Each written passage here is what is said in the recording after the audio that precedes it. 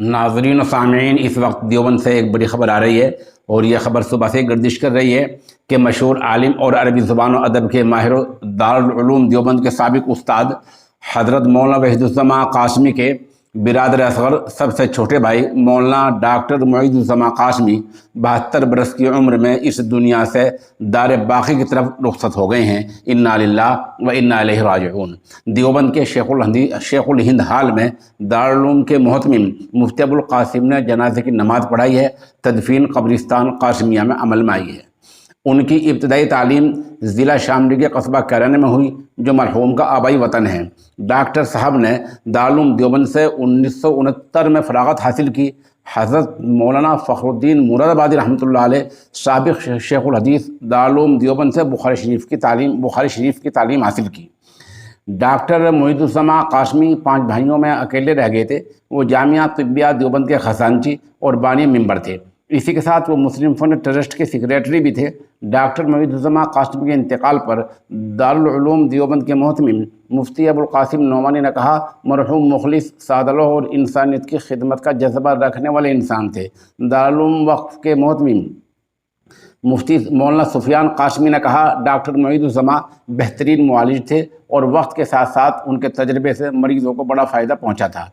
دارالعلوم وقف کے ہی شیخ الحدیث مولانا سید احمد خضر شاہ مسعودی نے انہیں متانت و سنجیدگی کا حامل انسان قرار دیا ہے۔ ادارہ خدمت خلق کے بانی و سرپرست مولانا حسن الہاشمی نے خدمت کے جذبے کی وجہ سے کہا کہ وہ مرجع خلائق تھے۔ دارالعلوم وقف کے استاد اور ممتاز ادیب مولانا نسیم اختر شاہ قیصر نے کہا، وہ بہترین انسان، شرافت کا پیکر، سنجیدہ اور متین تھے۔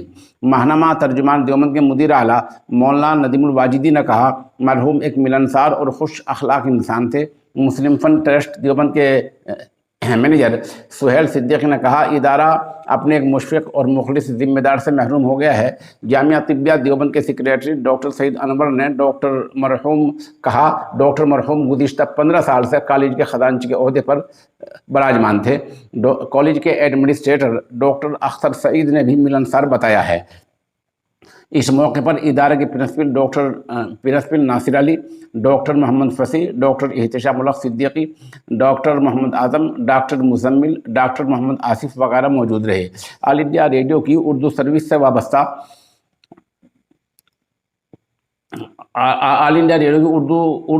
وابستہ شمیم عثمانی نے کہا، مرحوم بہت سی خوبیوں کے حامل و مالک تھے۔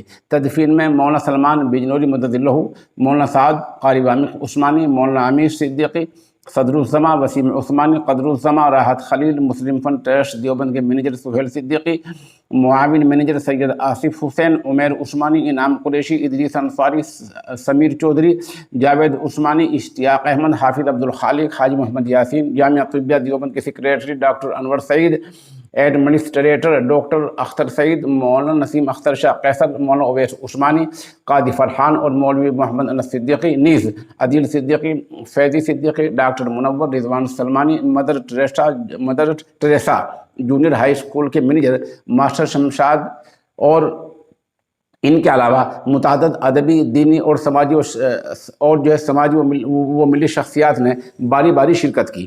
تدفین کے بعد مسلم فنڈ ٹرسٹ دیوبند میں ایک تعزیتی میٹنگ منعقد ہوئی اور مرحوم کے لیے ایصال ثواب اور دعائے مغفرت کا اہتمام کیا گیا۔ یہ مکمل رپورٹ دیوبند سے جناب رضوان سلمانی صاحب نے ارسال کیا۔ سوشل انڈیا نیوز کے لیے ہم نے اس کو صرف پڑھا ہے یہاں۔